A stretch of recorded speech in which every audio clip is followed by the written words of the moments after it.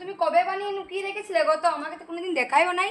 চোদ্দ মাসে সেল দিয়েছিল, সেল তখন বানিয়ে রেখেছি। খুব সুন্দর, মামাকে একবার দিও না করতে। ওই তুমি যখন বিয়ে বাড়ি যাবে তখন নিও। আমার খুব পছন্দ হয়েছে। ছিল সেলে কিনেছি, তাই 5,000 টাকা নিয়েছে। খুব সুন্দর তো তোমার নাকেরটা।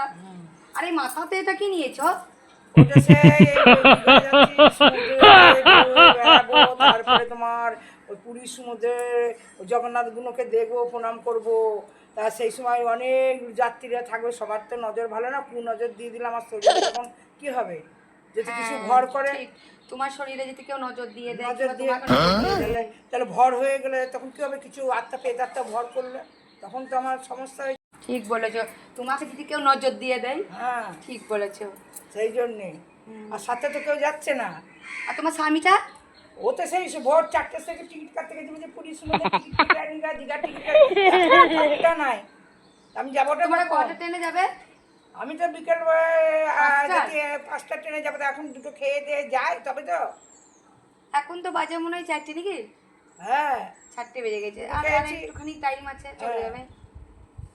তো যাও, ভালোভাবে যেও কিন্তু। হ্যাঁ আমি যাচ্ছি। আচ্ছা, তোমরা ভালো করে থেকো। যাবো বাবারে, এতটা রাস্তা এখনো যাবো, দেখি যাই একটা টোটো মোটো পাই তো টোটোতে উঠবো। টোটো না পাই তো কাউরির ট্রলি মলি পেলে পরে উঠে পড়বো, মাল বয়ে নিয়ে যাবে খড়পা, তার উপরে উঠে বসে চলে যাব। কি করব? আর কিছু চিন্তা নাই।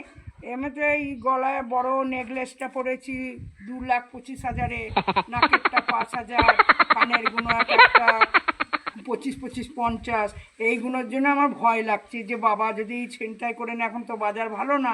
সেই জন্যে কী করবো? টোটো না পেলে ওই খড়ের গাড়ি যাবে, তার উপরে উঠে বসে চলে যাব। তাছাড়া তো উপায় নাই, যেতে তো হবে আমাকে কোনো রকমে।